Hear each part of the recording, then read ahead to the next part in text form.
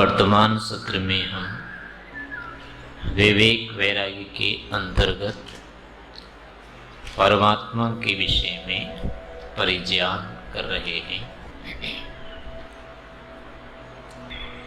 परमात्मा हम सभी आत्माओं के समान एक चेतन विशेष सत्ता है, जो कि हम सभी के अस्तित्व की उपलब्धि में कारण है। परमात्मा के ही कारण हमारा अस्तित्व हमें उपलब्ध होता है और हमारी सार्थकता, हमारे संपूर्ण गुणों की भी सार्थकता ईश्वर के ही कारण सिद्ध होती है। इसलिए ईश्वर को जानना हमारे लिए अत्यंत अनिवार्य होता है। शब्द प्रमाण के साथ साथ हमें ईश्वर का प्रत्यक्ष करने के लिए अनुमान से भी ज्ञान आवश्यक होता है। तो अभी हम अनुमान के माध्यम से ईश्वर को जानने का प्रयास करेंगे। कल हमारा जैसे कि एक प्रकरण आया, पृथ्वी से बीज आदि के रूप में अथवा बीज आदि आरंभिक अवस्था से वृक्ष आदि अंतिम अवस्था के रूप में कारण से कार्य सिद्धि होने में ईश्वर की अनिवार्यता होने से ईश्वर है।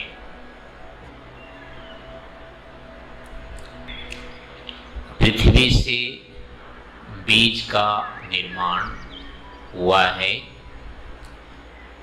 लेकिन वह बीज ईश्वर द्वारा निर्मित हुआ है, क्योंकि बीज में स्वयं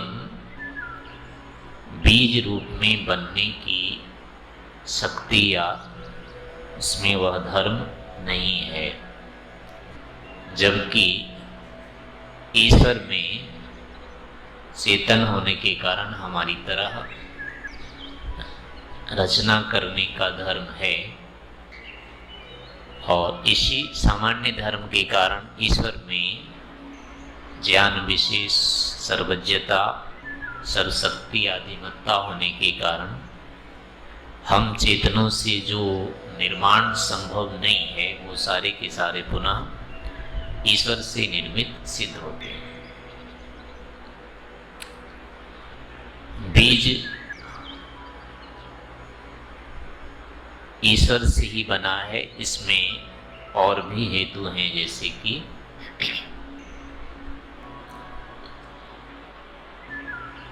बीज के अंदर एक आकृति होती है सभी की,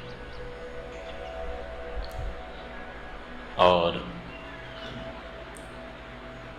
बीज के जितने भी अवयव होते हैं, उन अवयवों में बीज में जो आकृति है, उससे कई प्रकार की आकृतियां बनने की संभावना है उसमें। यानी जो जामुन का बीज है, आधा गोल सा है वो और लंबा सा है, लेकिन उसके अंदर जितने अवयव हैं उसको चपटा भी बनाया जा सकता है, चपटा भी बन सकता है, उससे अधिक वो लंबा भी हो सकता है, और एकदम से मटर की तरह गोल भी हो सकता है वो। यानी उसमें सैकड़ों कह सकते हैं आकृतियां बनने की संभावना है उस अवयव में। तो उनमें से वो एक अवयव विशेष, एक आकृति विशेष बनी हुई है। तो जहां सैकड़ों संभावनाएं होती है, उसमें से कोई एक जो उभर के आती है, तो वो स्वयं से नहीं हो सकती है। उसका कोई निमित्त विशेष होना चाहिए, क्योंकि वो सारे के सारे परस्पर विरुद्ध हैं, एक दूसरे को नहीं होने देंगे। जहाँ परस्पर समान विरोधी होती है वहाँ व्यवस्था दूसरे से होती है। तो ऐसे ही हजारों तरह की आकृतियाँ उतने में ही संभव है, फिर भी वो नहीं बनती है, इसका मतलब है किसी एक ने वो आकृति दी है उसको। उसी तरह से इन सारे के क्या होते हैं, उपादान मिट्टी होती है, और इस मिट्टी में लाखों आकृतियां संभावित हैं। तो उनमें से फिर भी एक एक आकृति यदि बन रही है तो मिट्टी तो कारण नहीं हो सकती है, और उस आकृति के दूसरे आधार नहीं है कहीं, उसको फरमा तो नहीं मिलेगा ना कहीं पर भी। तो सामान्य सैकड़ों आकार रखने वाली जो मिट्टी है वो एक ही आकार में और किस हेतु से आ सकती है? सिवाय ईश्वर के और कोई कहीं विकल्प लगा करके देखिए, हो सकता है क्या? सीधी मिट्टी नीचे रखी हुई है और उसी मिट्टी से जितने भी ये बीज हैं, गेहूं के, दान मटर के, मक्का के, जामुन के, इमली के, पपीते के, सारे रख दीजिए बुद्धि में, और मिट्टी सभी के लिए समान है। कैसे हो सकता है ये? उदाहरण के लिए ले लीजिए, मिट्टी समान रूप से होती है, और कुम्हार के पास देखा होगा, उसकी दुकान देखी होगी आपने, कितने तरह के बर्तन होते हैं वहाँ पर, सभी एक ही मिट्टी के बने होते हैं और सबकी आकृतियाँ अलग होती है। कोई दीपक होता है, कोई कुछ बना होता है, कोई घड़ा होता है, हजारों चीज़ें वहाँ रखी होती है, और उसका और कुछ नहीं होता है उसके पास, फरमा नहीं होता है, अकेला कुम्हार होता है वहाँ, और उसने बनाया हुआ होता है इतना सारा। तो उन्हीं मिट्टियों में जहाँ 1000 आकृतियाँ यहाँ दिख रही है, उनमें से 10 आकृतियाँ बनी हुई है, तो इसका कारण अकेला कुम्हार है। यानी जो चेतन है वो आकृति देने में समर्थ होता है, ये प्रत्यक्ष है, और कोई भी कारण नहीं है, ये भी प्रत्यक्ष है।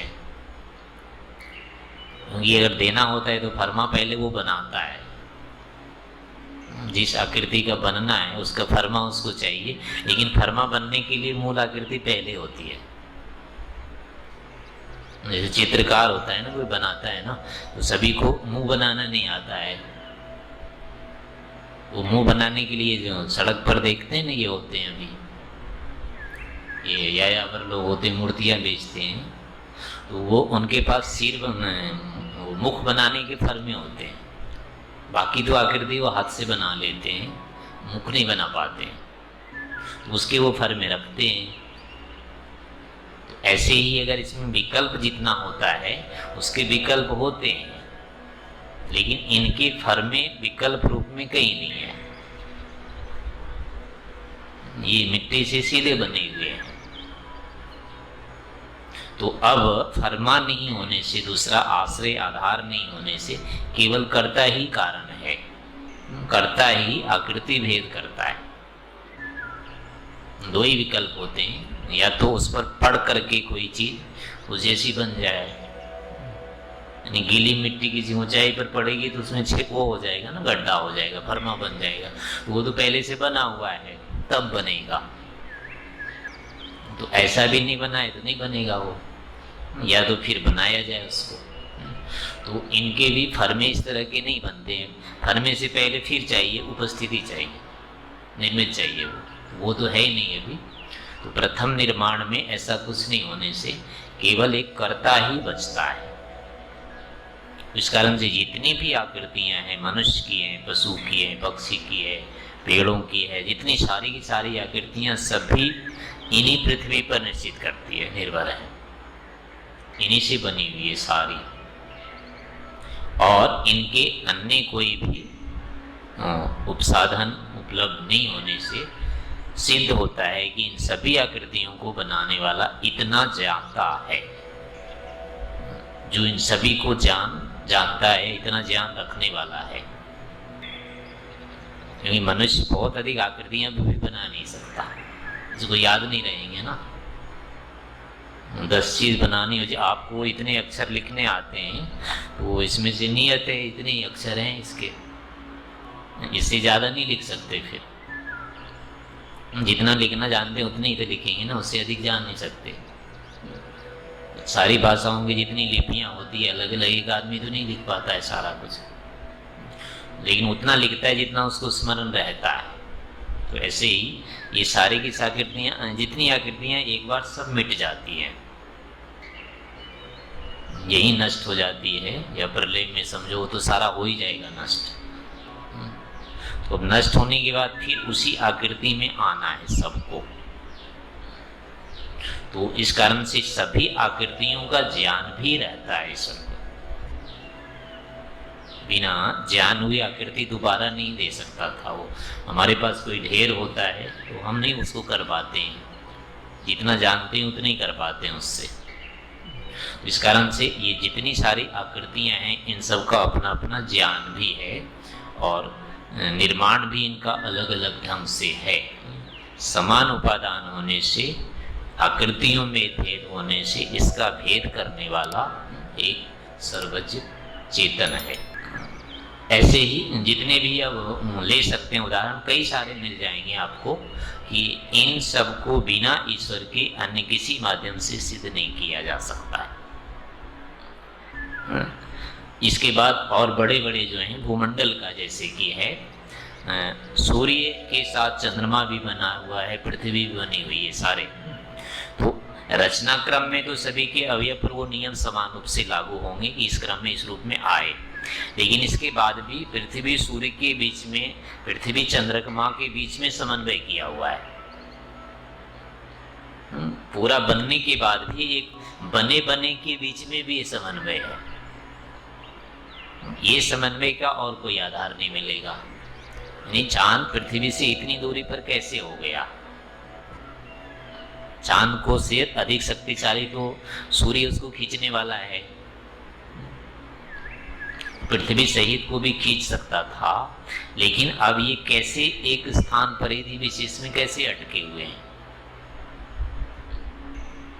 अभी हम जितने भी उपग्रह छोड़ते हैं वैज्ञानिक, उनको कितना करना पड़ता है एक परिधि में व्यवस्थित करने के लिए। तो इसी से निश्चित होता है कि स्थान, उसकी गति, उसका आकर्षण, सारा कुछ संतुलन करना पड़ता है इनको, तब जाकर के अपनी परिधि में रॉकेट चलना शुरू करता है। तो ये सब भी अपनी नियत परिधि में घूम रहे हैं और एक दूसरे पर एक दूसरे का आकर्षण सतत बना हुआ है, फिर भी ये अपने स्थान को नहीं छोड़ पा रहे हैं। तो इसका मतलब है इन दोनों के बीच में, तीनों के बीच में किया हुआ है संतुलन, और इस संतुलन का कोई नहीं मिलेगा आधार। सूरज और पृथ्वी के बीच में चांद का कैसे बन जाएगा संतुलन? सूरज बनने तो नहीं देगा पृथ्वी को। पृथ्वी बनाना भी चाहे तो सूरज कैसे इसको बनने देता? सूरज खींचना चाहता तो पृथ्वी कैसे रोक लेती इसको? तो इतने संघर्षों के बीच में ये ऐसे ही एक एक सौरमंडल का है, इनका आकाश गंगा के साथ है, आकाश गंगाओं के साथ भी पूरे ब्रह्मांड का है, पूरा का पूरा समन्वित है ये सब। तो इतना बड़ा समन्वय तो किसी से भी संभव नहीं है, कोई शक्ति नहीं इनके अतिरिक्त। सूरज चांद पृथ्वी के अतिरिक्त बुझा ही नहीं, और फिर करेंगे कौन? कोई आकाश में ऐसा कुछ होता नहीं है सामर्थ्य, किसी भी पदार्थ का आकाश विशेष के साथ संबंध नहीं है, इसलिए केंद्र तो बनेगा ही नहीं, नियत केंद्र होते नहीं इसके। तो अब कोई और प्रकृति से अतिरिक्त या इन पदार्थों से अतिरिक्त कुछ बचता नहीं है, तो इनमें समन्वय और कोई कर नहीं सकता है। लेकिन इन ब्रह्मांड के जितने भी पदार्थ हैं सारे, सूर्य चंद्र आदि समर, ये सारे के सारे परस्पर समन्वित हैं, इसलिए चल रहे हैं, नहीं तो टूट जाते हैं, कभी भी टूट जाते हैं। तो इनका समय करने वाला, समन्वय करने वाला इतना ही व्यापक और बुद्धिमान सभी का ज्ञान रखने वाला, समन्वय करने के लिए समय दोनों का ज्ञान चाहिए। तो इतने का समन्वय कर रहा है तो सबका ज्ञान उसके पास है और इतना व्यापक भी होना चाहिए उसको। तो इतनी बुद्धि चाहिए, इतना बल चाहिए, इतनी उसकी व्यापकता चाहिए, तब जाकर के ये सारा समन्वय हो सकता है, अन्यथा कोई दूसरा हेतु नहीं मिलेगा, किसी तरह से इसको सिद्ध नहीं कर सकते। एक यानी कि मान लिया जाए कि कहीं ढेर में ये पड़े हुए थे, तो ढेर से भी क्या होगा कि कोई निर्माण नहीं हुआ करता है। ढेर से तो बिखरता है, हर चीज बिखरती है, और बिखरने के बाद परस्पर वो चूंकि एक आकर्षण वाले होने से सारा ढेर जितना भी ऊपर जाएगा वो वापस वहीं आ जाएगा, क्योंकि दूसरा तो है नहीं उसको खींचने वाला। तो जहाँ से चले, क्योंकि यहाँ से जैसे मिट्टी फेंकते हैं वो फिर कहाँ जाती है, वापस आ जाती है। तो एक ही ढेर यदि था, विस्फोट यदि हुआ, तो बाहर जाके फिर वहीं आने चाहिए थे इनको, ना कि अलग अलग वो जगह ले लेते अपनी अपनी। अलग जगह होनी, उसमें बन ही नहीं सकता ऐसा। और मान ली वो घूम रहे थे, तो घूमने पर भी सारी क्या होनी चाहिए, एक पट्टी बन जानी चाहिए थी, गोलाकार नहीं बन सकता था। ऐसे ऐसे घूमने लगता ना बिखर करके, तो चूंकि अगले वाले की गति कुछ होती है और नीचे वाले की गति कुछ होती है, इस कारण से दोनों एक साथ नहीं जा सकते। न जाने के कारण क्या होगा, इस तरह की उसमें अंतर आएगा, वो पट्टी बन जाएगी। तो पट्टी बन जाने के कारण भी उस समय अगर उछल की कोई चीज ऊपर गई, नीचे का आकर्षण उस पर था, तो पहले तो वापस आना चाहिए था, नहीं आया तो कम से कम आगे जो जाएगा वो थोड़े परमाणु जाएंगे, बाद में जो उठेंगे वो अधिक आ जाएंगे। तो इस तरह की स्थिति बनेगी उसमें, और वो सीधी लंबी पट्टी हो जाएगी। ऐसे मिलके फिर वो घूम जाएंगे आपस में, इस तरह की बन जाएंगे। आकाश गंगा की जो आकृति है वो इससे मिलती है, लेकिन फिर भी वो एक एक का बना हुआ है, इस कारण से नहीं कह सकती वो स्वाभाविक है, वो निमित्त द्वारा बनाया गया, आकृति वही की वही है। जैसे हो सकती है तो एक सामान्य गति से ऐसे इसको करके बाद में उसको मतलब अलग अलग करके ऐसा बनाया गया है। उसका एक होता है, एक केंद्र है बस, इससे एक सिद्धि होती है। ये सारे के सारे एक केंद्र से चले हुए हैं, क्यों पट्टी के रूप में चल रहे हैं, लेकिन इसका मुख्य केंद्र एक है, लेकिन परस्पर कोई विरोधी है, एक दूसरे के पीछे आगे पीछे चल रहा है सब में, वो नहीं बन सकता था अपने आप। तो इस प्रकार से सारे ब्रह्मांड का भी समन्वय होने से ये सिद्ध होता है कि एक व्यापक ईश्वर है, और किसी ढंग से इसको सिद्ध नहीं किया जा सकता।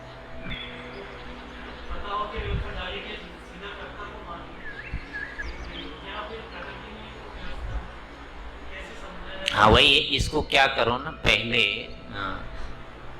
बीज जो अभी एक कार्य बना हुआ है, इस कार्य को पहले मिटा दीजिए, कारण बना दो सामान्य। हाँ मिट्टी बना दिया, मिट्टी बनाने के बाद अब देखिए कि ये कैसे आ सकता है इस रूप में,